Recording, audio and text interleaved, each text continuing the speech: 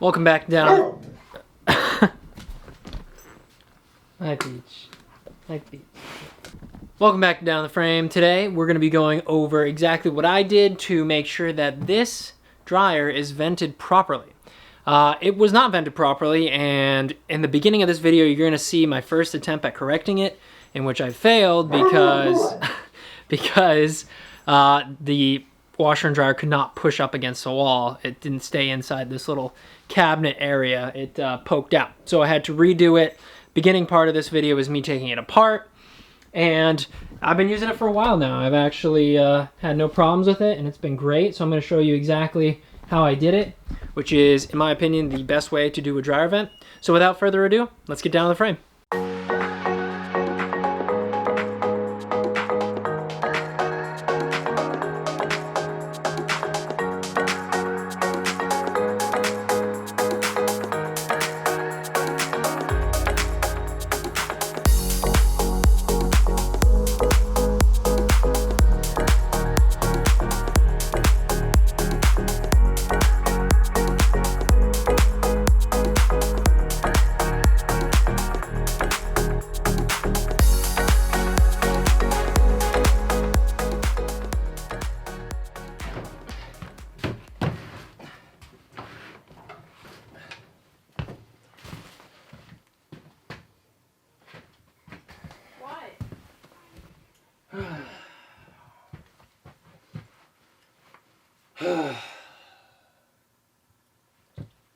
Okay, this went from like a Sunday thing to definitely more than a Sunday thing. Don't start projects halfway through a Sunday. If you have to work on Monday, it's not fun. So, as I'm putting everything back together, I go to push the washer and dryer back.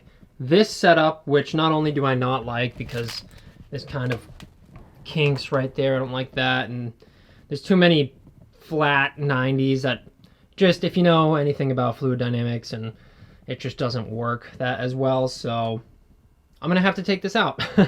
So today I am gonna focus on getting this dryer vent the way I want it to be. So I've gone out and I bought some sheet metal ductwork here. This is very thin stuff, very sharp but very thin. It's 4" by 24" Everbuilt, just aluminum pipe. I also went out and got some 90-degree couplings. I'm going to get 3 of these on here. And the way that these go together, there's a specific way, because they kind of just sit in one another, like this. So there's a male end and a female end. You want the female ends pointed away from where the airflow is coming. So this should go over the male end, or the female end should go over the dryer vent, and then it's gonna kind of lap with all the seams facing away from the airflow. That way, let's see if I can get a better visual going here. As you can see, this is the male end going into a female end. Now, if you look down there, as you can see a black ring around it. If the airflow is going this way, it would get caught in that seam. So you want it going this way so that the air doesn't get caught in the seam and then blow out the gaps around the pipe. We also still are going to seal all of the ductwork gaps with this Flex Fit tape from Nashua. They do also sell fluid applied products. I just don't want to deal with the mess on this. But on a system where maybe it's an HVAC system, you're really going to probably want to use fluid applied because it seals, in my opinion, probably a little bit better. So we were able to use the washer and dryer that Sunday. Things just weren't ideal. First step, let's rip out all this stuff.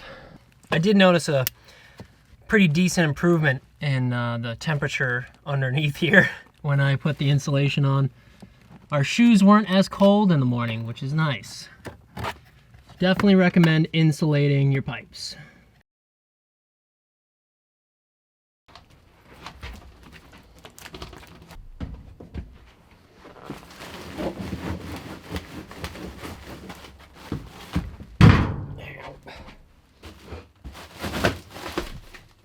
So as you can see from factory, they've actually designed it to lap in the correct way. So you have the smaller portion of the pipe that we can put on this 90 onto this. So that way the airflow doesn't hit this lip right here. And we're going to follow that down and all the way outside. My plan is to have a 90 on here, flex connection in between, and have a 90 come up to here. And that flex connection will allow you to move out the dryer enough to be able to access all this stuff. Which, by the way, having this stuff down there behind everything isn't ideal. It really should have been like over here where you can unplug, but because there's a gas appliance here, unfortunately, there's a 3-foot rule. They had to keep it away. But luckily, the panel's over here. You can just shut it off if there's a problem. So we are going to tape up this section of the ductwork right here. Make sure we push it on there all the way, but give us enough room to put the tape around. The only section we're not going to tape is where the flex duct connects to here. That's going to be where we allow it to be disconnected and removed. All the other joints on the ductwork are going to be taped.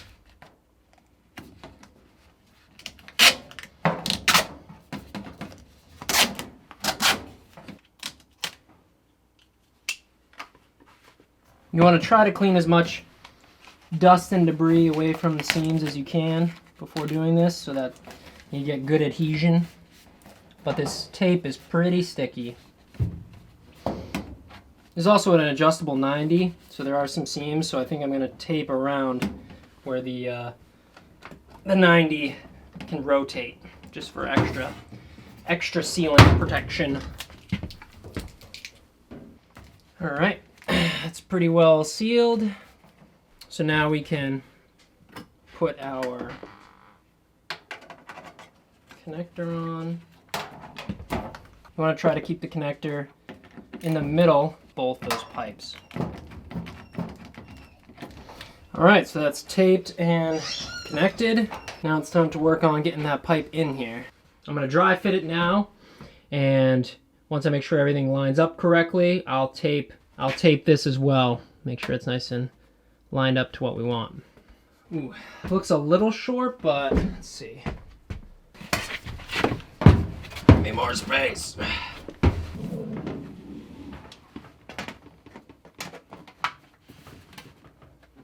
Oh no, popped open on me.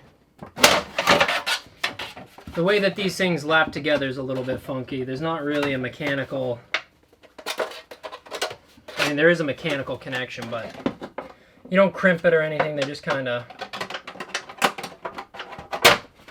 there's just these seamed edges that you have to roll together and connect. This one came pre-rolled, but there you go. Definitely wear gloves with this. This stuff's pretty sharp. As I'm not wearing gloves and should be.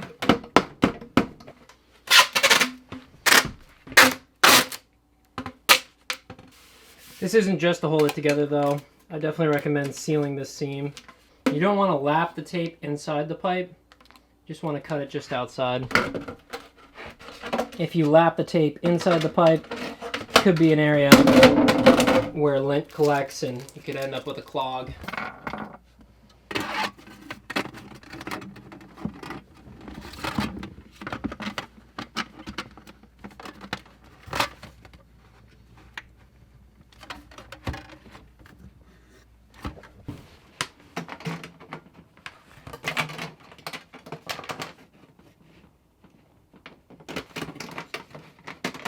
So yeah, I'm fairly confident that's going to work.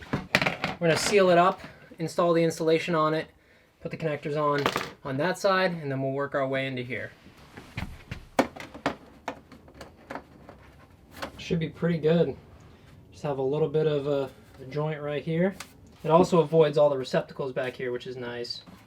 Alright, so same process here. Make sure to tape the joints, and then we'll slide the insulation or the connectors on, and then slide the insulation and stuff over it. As you can see, I did spray foam around this at one point to try to help with the air leakage, and it did its job. But I think the fiberglass insulation is going to do a lot for this.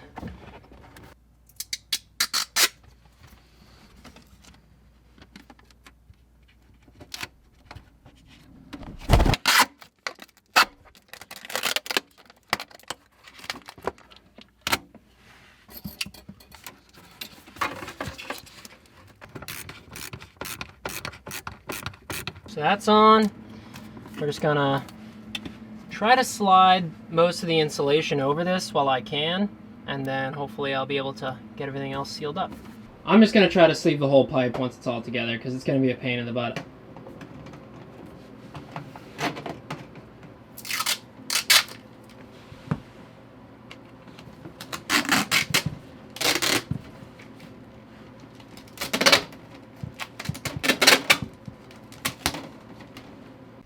Well, my camera stopped recording.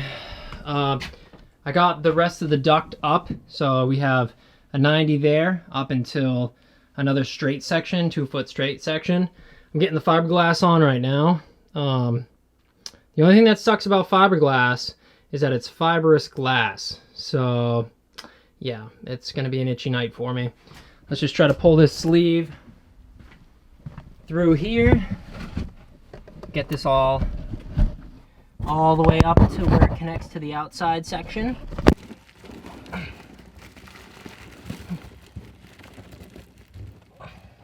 The tricky part is to keep this sleeve and the insulation all together. Sometimes you have to pull the insulation a little bit, sometimes you have to pull the sleeve a little bit. Try to pull them all at once, all together.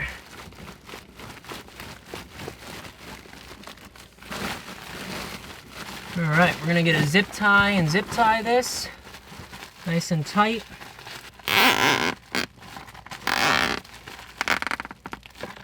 Now, a trick when it comes to cutting your zip ties, if you use your linesman's and just grab it and twist it off, you're not gonna have a sharp edge there, whereas if you were to use the cutters, you would. So, nice little trick there. Babe, if you're watching this, we have too many shoes. Too many shoes. And then we're gonna tape up the end with some more of the Nashua flex tape to try to air seal that as best we can.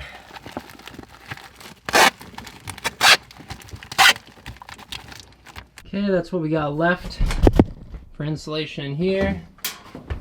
So we'll just try to make it look as good as we can. Probably put another zip tie on that. So for aesthetic's sake, I'm going to cut the extra fiberglass insulation that's exposed and doesn't have a cover on it.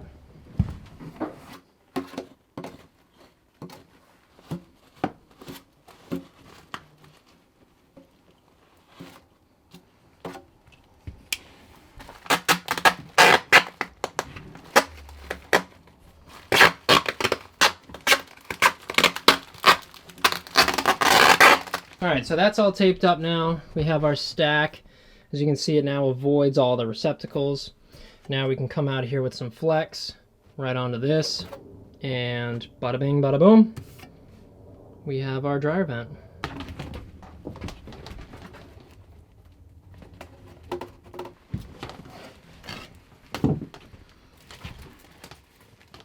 Okay, we're going to tape that joint. This is going to be the joint that's fixed. This is where we're going to be able to remove the flex so that we can get rid of the washer and dryer when we need to. And the reason why I'm taping this side and not this side is because this is a male connection. So you know how we were talking about the grain or the lapping of the larger diameter to the smaller diameter? This is actually going the opposite way that I wanted it to. So you're gonna have some air pressure getting in between the pipe and the flex. So you want to make sure that this is a really well-taped connection so that none of that air gets out. It's the only point in the system where we have that, so I'm not too worried about it. Just kind of get a general, enough to be able to move the dryer out. I think that should be plenty, really, to get the connection on and push it the rest of the way back.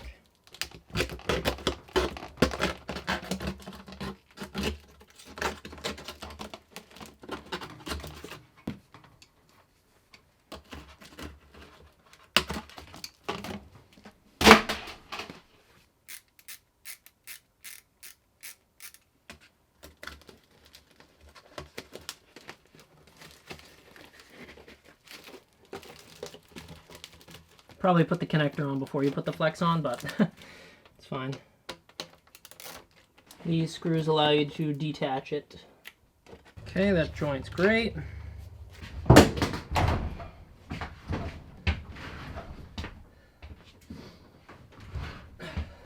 All right, so that's pushed back. Put your clamp on. Sorry you guys can't see this. A little bit tight quarters. So there you go. You have your 90 come out to a bit of a flex, down into a 2-foot straight, then 90s out to the 2-foot that goes that way, and then 90s out of the house. So that should allow us to have nice good flow of ventilation, and we can still remove this clamp connector if we ever need to remove the washer and dryer. So let's test it. But if you guys are curious I figured out the size of the pipe I need for this this dryer. You just look at the manual, or you can size it to whatever is coming out of the back of your dryer, and that's probably what the manufacturer recommends for a vent size. Yeah, it looks pretty good.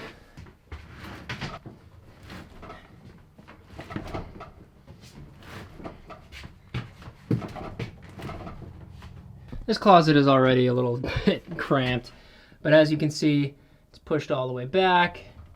The pipe is not crimped in any way. Let's turn this thing on. Always make sure your dryer lint trap is cleaned.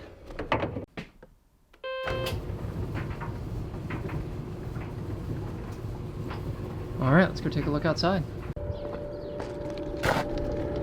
Oh yeah. I know you guys can't see it, but let me see if I can grab a leaf here. It's kind of a stiff leaf, but it's blowing a good amount of air out of there. So let's keep the leaf at 90. Yeah, that's a dry leaf too. It's pretty stiff and it's blowing a good amount.